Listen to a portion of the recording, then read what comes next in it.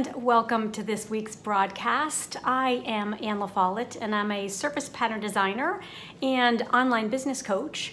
And this week, what I would like to do is I would like to get very zen with you with our pens. And what I mean by that is we are going to actually do some sketching. We're going to do a whole bunch of different sketches of leaves just to relax, just to loosen up, and just to spend some time being creative together. I am recharging my creative batteries, and this is one of the ways in which I do it. And I want to give a big shout out to Shada Campbell because I follow her on YouTube. She has a brilliant YouTube channel, so you should definitely check her out if you are not familiar with her. And she does these beautiful creative videos a couple times a week. And so this one is inspired by a video that she did last week on relaxing while you sketch leaves. And so big shout out to her. This is completely inspired by the work that she did in her video that inspired me to do my own. So let's get started. Here's a photograph of one of the pages from my sketchbook, and let me talk to you about the supplies that I'm using as we get started. I like to keep things really simple, and I'm sketching in a mixed media Canson sketchbook. It is, I believe, it's actually a little bit, I think it's 9 by 7. It's not the really large one that I generally will use actually more for watercolor painting. This is a smaller sketchbook that I think is 9 by 7. And you can see that I've got a bunch of pens around me. I am currently playing with a new set by a brand called Molotow, and I'm loving them. It's a set of 11 pens, and they all come in different nib sizes. And so you'll see me, as I'm sketching, go in and add additional details periodically with one of the smaller nib sizes. I also periodically will use my pencil to outline the leaf or the little botanical kind of sprig that I want to pen. But here, for these first three, I am just going for it. I am using my imagination. I'm using kind of the same leaf shape throughout. I'm making little pairs of 2s and pairs of 3s, and I am really just relaxing into it. And this is what's fun about this is it's kind of infinite. You can just keep going, and you can create imaginary shapes and different sizes, and then you can make some of them lighter versus some of them darker. The thing that makes this the most fun for me is making sure that I've actually taken the time to organize my supplies first so that I'm not going to need to stop and look around for anything, but also that I either have a cup of coffee or a cup of tea or just a large glass of water, so that as I lean into the sketching practice and I kind of keep going to fill up my entire page, I can also periodically take a break. I can zoom out a bit and look at what I've created on the page. In this instance, I used my pencil to create a very loose outline first, and then I went back and filled it in with pen, and I'll erase it in all the pencil marks in just a second. And it's fun to just relax into this, which is why I kind of called this broadcast episode Relaxing and Enjoying Being Zen with Our Pens.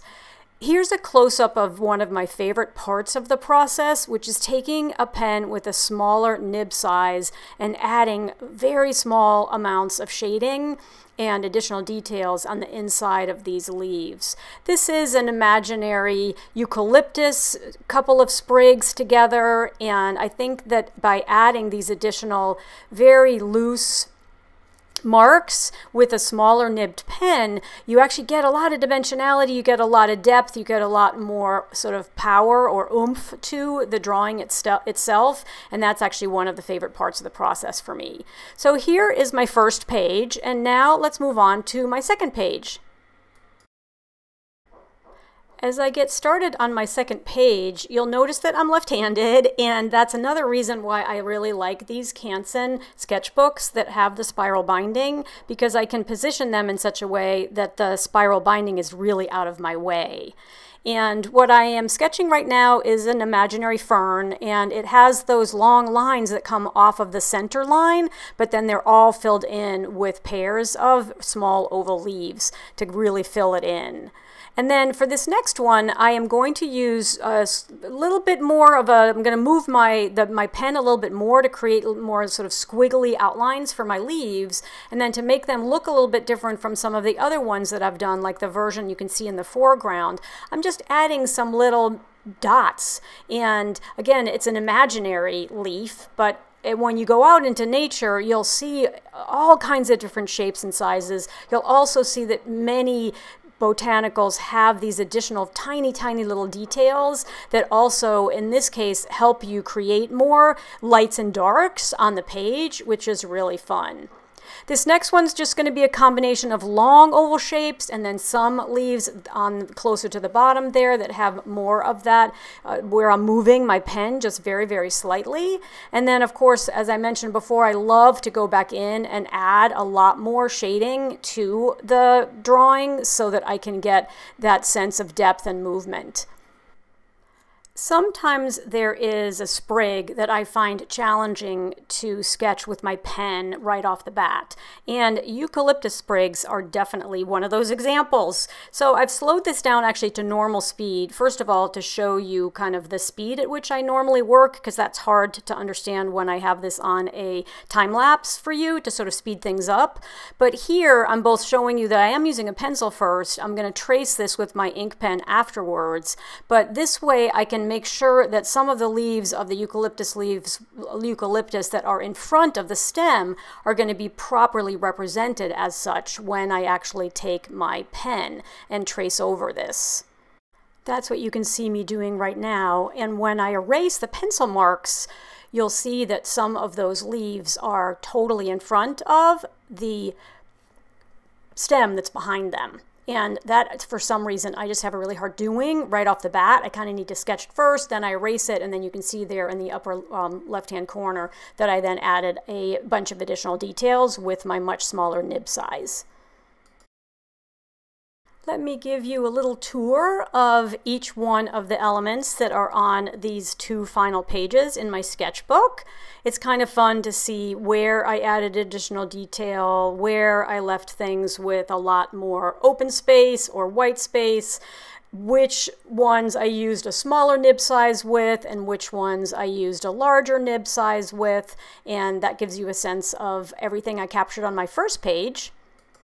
And here's a quick tour of my second page, and I love the ones that are actually using that much smaller nib size to add the details, like this one that you're now seeing, and also the eucalyptus sprigs in the upper left-hand corner. I think those came out great. I'm really, really happy with those.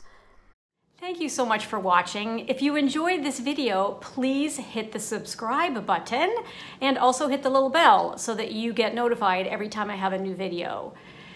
As I always like to say in closing, I am Ann LaFollette, and it's never too late to create.